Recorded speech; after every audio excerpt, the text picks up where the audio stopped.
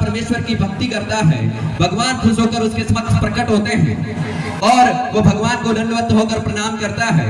भगवान कहते हैं बोल बेटे तुम्हें क्या चाहिए, तो भगवान से वो भक्त कहता है कि भगवान मुझे दुनिया का सबसे दौलतवान इंसान बना दीजिए।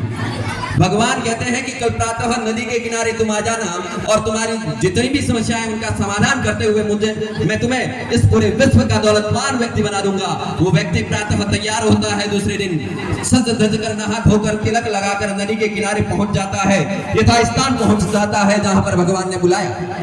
वहां पर जाकर इधर उधर देखता है, वो भगवान कहीं नजर नहीं आते हैं। फिर भगवान एक पेड़ के ऊपर बैठे हुए होते हैं, वहां से आवाज लगाते हैं और भगवान को वहां से दंडवत प्रणाम करता है। भगवान को कहता है कि भगवान आपने जो समय बताया उसके अनुरूप मैं आ गया हूँ, अब बताइए मुझे क्या करना होगा।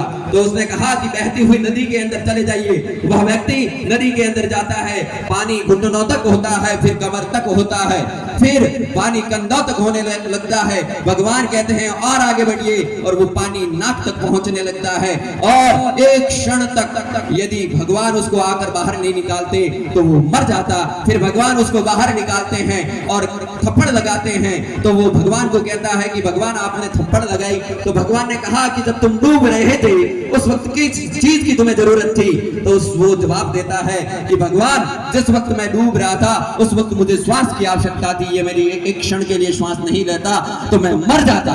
तो भगवान ने कहा कि तुम विद्यार्थी हो, तुम बालक हो और तुम विद्यार्थी हो, इसलिए तुम्हें बहुत ही अच्छे अध्ययन करने की आवश्यकता है, धनवान बनने की जरूरत नहीं है। भगवान ने कहा जिस समय जिस चीज की जरूरत हमें रहती है उसके लिए तड़प उठना चाहिए। आप सभी विद्यार्थी हैं, आपको अच्छे अध्ययन की आवश्यकता है, आपको अच्छे अध्ययन की आवश्यकता है और आपको अच्छे अध्ययन के लिए तड़प उठना चाहिए। इस मंच के माध्यम से आज आप यह संकल्प लेकर जाएंगे कि हम हमारी कक्षा में प्रथम श्रेणी के साथ अच्छे अंकों के साथ पूरे बाड़मेर जिले में मेरिट में आकर मेरिटियस स्टूडेंट बनकर हमारे समक्ष गुरुजनों के समक्ष आएंगे और एक नवीन उदाहरण प्रस्तुत करेंगे। कहते हैं कि नदी में डूबने से मौत नहीं होती, मौत तो तब होती है जब तैरना नहीं आता और कोई समस्या कोई विकट नहीं बनती। विकट तो तब बनती है जब हमें उससे निपटना नहीं आता। प्यारे विद्यार्थियों, आप सभी के समक्ष 10 मिनट आपका समय लेना चाहूंगा। मुझे खूब सारी बातें बतानी थी, मैं बहुत ही शुक्रगुजार हूँ मेरे अग्रज भ्राता और अजीज साथी श्रीमान खीताराम जी का, जिन्होंने ये मंच मुझे प्रदान किया और यहाँ आमंत्रित किया कि मैं विद्यार्थियों से रूबरू हो सकूं। तो पहला विषय जहाँ यहाँ पर अच्छे मंच का संचालन कर रहे हैं बाबूलाल जी और सर पंडित जी, इन्होंने भी बताया और मेरे से पूर्व वक्ता अनंत राम जी विष्णु साहब ने भी बताया कि व्यक्ति को अपने जीवन में लक्ष्य निर्धारित करना चाहिए। यदि आपने अभी तक अपने जीवन में लक्ष्य निर्धारित नहीं किया है तो आपका अध्ययन मूल्यहीन अध्ययन है। सर्वप्रथम हम लोगों को हमें अपने जीवन के अंदर सपना निर्धारित करना है कि हमें अपने जीवन में बनना क्या है, हमारा सपना क्या है।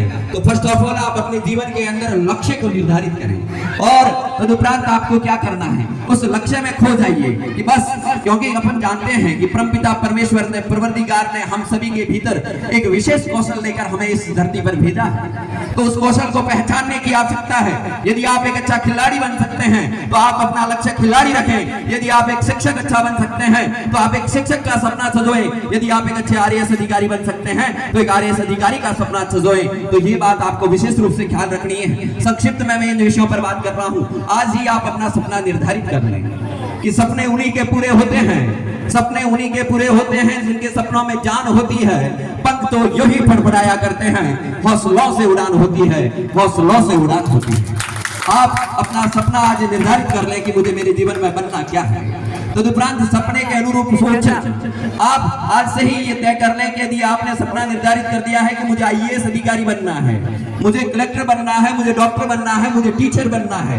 एक टीचर का रहन सहन क्या है, टीचर का व्यक्तित्व कैसा है, उस तरीके का आप अपना रहन सहन बना लेते हैं तो परीक्षाएं केवल और केवल औपचारिकता है। आप निश्चित ही परीक्षाओं में भी प्रथम फहराएंगे और आप उस परीक्षा में उत्तीर्ण हो जाएंगे और आप अपने लक्ष्य को प्राप्त कर लेंगे। तो आप लक्ष्य को निर्धारित करने के बाद लक्ष्य के अनुरूप सोचना प्रारंभ कर दें। लक्ष्य आज ही निर्धारित करना है। आपने लक्ष्य निर्धारित नहीं किया है तो आज ही निर्धारित कर दें और उस लक्ष्य के अनुरूप सोचना प्रारंभ कर दीजिए। लक्ष्य आपके कदमों के अंदर होगा। कहते हैं कि खोटे सिक्कों के कभी दाम नहीं आते, नीम के पेड़ पर कभी आम नहीं आते और जिस मंदिर में दबी हो लाशें ही लाशें, उस मंदिर में भगवान श्री राम दर्शन देने नहीं आते, उस मंदिर में भगवान श्री राम दर्शन देने नहीं आते। तीसरा है आदर्श व्यक्तित्व।